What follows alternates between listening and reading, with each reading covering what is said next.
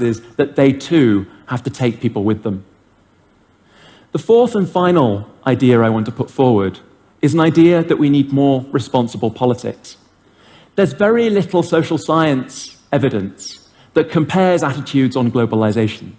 But from the surveys that do exist, what we can see is there's huge variation across different countries and time periods in those countries for attitudes and tolerance of questions like migration and mobility on the one hand and free trade on the other.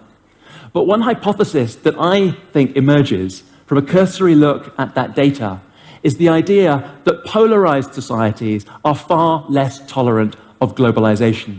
It's the societies like Sweden in the past, like Canada today, where there is a centrist politics, where right and left work together, that we encourage supportive attitudes towards globalization.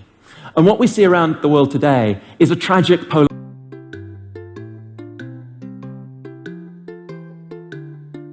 Cursory. Cursory. Cursory.